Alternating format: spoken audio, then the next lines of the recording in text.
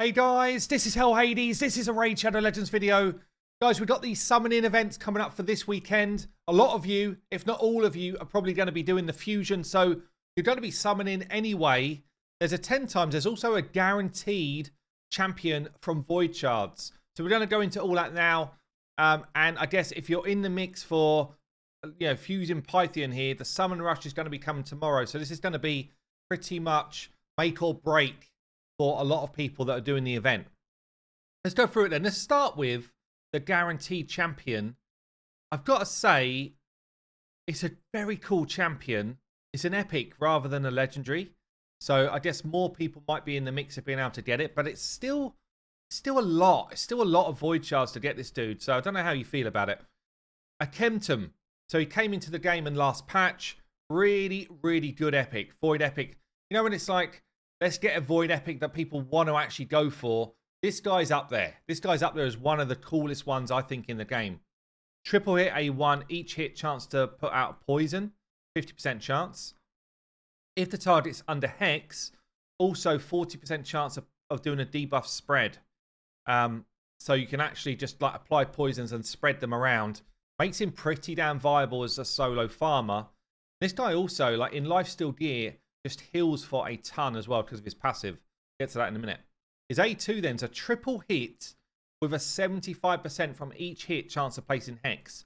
You're basically putting Hex everywhere. He's Void as well, which means he doesn't have affinity issues. He's just kind of nuts with this one. And obviously when Hex is out there, any damage that's done gets like a 10% damage spread everywhere else. So you can actually end up doing a lot of damage with the A1 just from like additional hits. If enemies are not under Hex, then chance of placing Hex. So he either increases the duration of Hex or replaces it, sorry. But both ways, it's like the 60%. You then got this passive. So this is where it gets a bit interesting. Hooks up to 100% chance of inflicting damage from one poison to enemies under Hex whenever their allies receive their damage from their poison. So one poison tick happens over here. Everyone else takes a damage spike.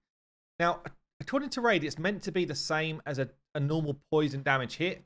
I'm not seeing that. It looks like it goes through. It looks like it's almost like an on-hit damage rather than a poison pop damage. And it goes through like damage mitigation is what I see. And I only tested them on the test server for a bit until I got into this kind of free-to-play frenzy. So I've not gone back and kind of retested. But I thought it was going to be like insane for Hydra. It was just good for Hydra. Yeah, it wasn't insane. It definitely is insane, though, for Dragon farming. This guy can do Dragon 20 solo pretty comfortably. So he's out there at 40 shards, which I think is expensive. Like if we go to, we've got a section here on hellhades.com looking at the previous kind of guaranteed events that have been out there.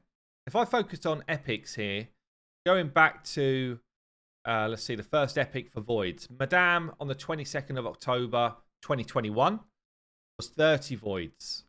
You had Shamal 25 voids in December 21. You had Godseeker 25 voids in January 22. That felt like that was their kind of like number they were going with.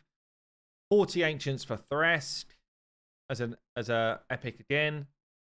Then didn't have an epic for a long time. In fact, I think we're missing one. So I feel like we've had one recently for a 40 void pull as well. So it looks like they've kind of moved on to 40 as their number. But yeah, it seems expensive to me. You know, when you could have got a Turvold for 80 and then they've got the epic coming out for 40.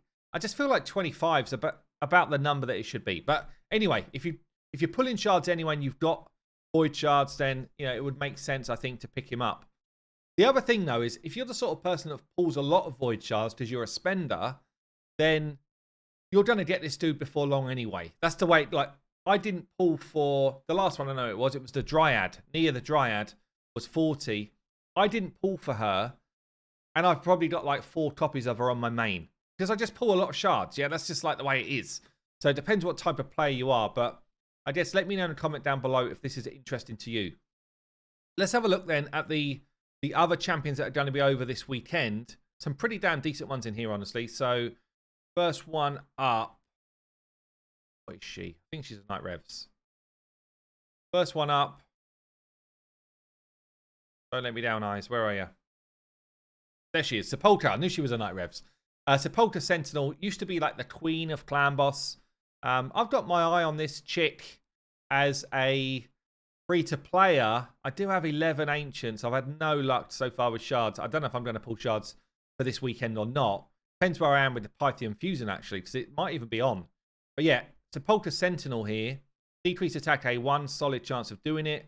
Increase defense and block debuffs A2. And then a really kind of broken passive. She's particularly good for clan boss. She's very good for faction wars as well. Pretty good epic. We then got, I guess it's block debuff is the theme here. We've then got ourselves an awesome, awesome carry epic here. Morsian Mage, like such a good just support-based unit. He's got a decreased speed on his A1. You don't necessarily need to build him with accuracy, though. You could almost forget this exists, albeit it's not a bad skill. But he's mainly about this A2 here, giving you a 3-turn cooldown of crit rate, increased defense, and block debuffs. 3 really good buffs on your team. Great to pair with a Seer for that nukage, or the new guy, is it Taurus or whatever? The new guy anyway, who's absolutely absurd, is great just with loads of buffs. Also got a full cleanse on a 4-turn. Also got a heal there if he cleanses stuff off, and turn meter fill if he cleanses stuff off. It's very, very good. Very good epic. Next one up, I'm not a massive fan of. I guess tell me if you are. Quadrant the Crowned here. Support-based unit, really good base stats. Chance to increase a random buff on an ally on an A1. Just give us the random buff increase, honestly, please. A2 is a heal with shield, 3-turn cooldown. It's not too bad. And A3 is where this kind of block buff comes in for him. So if you're an attack-based champion, you get Perfect Veil and an increased attack. If you're a defense-based champion, you get increased defense and block debuffs on a 4-turn. It's good. The kit is good. He's certainly extremely good for faction wars, but I feel like he just needs a passive to just weight him up a bit more. So the fourth one then, who's going to be the Void champion. Damn, Maneater. What? I wish I'd get my 3 Voids back from yesterday. Maneater is going to be on a ×10 on Voids. So he's the original king of unkillables. He's got this A3 with unkillable debuff and block debuffs. Unkillable buff, sorry, and block debuffs. Goes on for 2 turns. It's such a great skill. Makes you unkillable in clan boss if you build it right. He's also got a full turn meter feel, or steal and fill on his A2 on a 3-turn. This is such a good spider ability. So good against so many bosses where you can actually manipulate turn meter. Early game, this guy is absolutely absurd. And then the A1, if he crits, it's a decreased attack guaranteed. Like this dude, I'm thinking of this from my free-to-play perspective. This dude is the real deal to get. He's so good in so many areas of the game. Let's go on to the legendaries then. I guess this is someone that Deadwood doesn't care about. He's already pulled him on the free-to-play, or pulled her. Elva Autumnborn. What a unit this is. What a great champion. Continuous heals on an A1. Block debuffs and increased speed on an A2. A full revive with good turn meter, good buffs as well, and health. And then a passive, which is like a Seal or a Sifi passive, where basically she's healing every time she takes a turn, or an ally takes a turn. It's pretty good. Perfect Veil's going out there as well. Speed in all battles. The all-rounder. Clan boss, like awesome. Awesome in Hydra. Just a very, very solid champion, that is. Another top-tier champion here. Brogni. Underpriest Brogni. Again, I'm just thinking, like, I'm thinking of this from my free-to-play at the moment. If I picked up a Brogni today, the free-to-play is literally transformed in a second. Like, that's how good he is. Burn on his A1. He's got an AoE, hard-hitting AoE on his A2, which can remove a buff. Also will increase any value of shield you've got. And the A3 applies a shield, but also gives you block debuffs and increased attack. So good, this guy. That's on a 3-turn. And then he's got this passive that if someone's under a shield and they're attacked, they either heal through his passive, but also they dip out like a reflective amount of damage. Very, very cool. Another one, like this is a top tier champion. Duchess, kind of like the original Pythian here.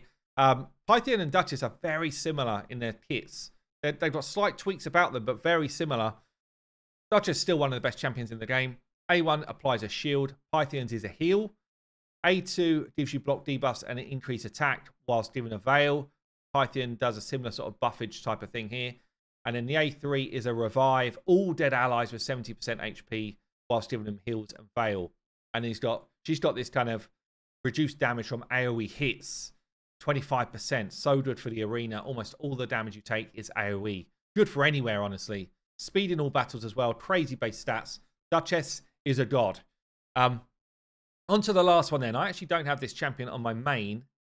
And I am interested to get her. I should have got her. She was a guaranteed at one point. And I decided not to pull Void Shards for her. But she is insanely good. She's particularly good in the new Sand Devil fight. Because she brings out so many debuffs on her A2. Basically launches all the debuffs at them on a 3-turn cooldown. She's got this heal on her A1. Places continuous heal on all allies that have got 30% HP or less. Such a good A1. And then A3 here, full cleanse, block debuffs for 2 turns, massive heal as well. And then a passive is like that. By the way, try and debuff me. Try it! She just throws them straight back at whoever's throwing debuffs on her. Anti-Hedgie, yes, thanks. Anti-Kai'Ma, oh yeah, that's done. Very, very cool champion. So that's the times 10s. Obviously, most of us are going to pull shards, so we're in the mix, whatever. But do let me know what you think about a Kemptum. Is that champion worth 40 of your voids? Don't know. I've been Hell Hades. I'll see you later.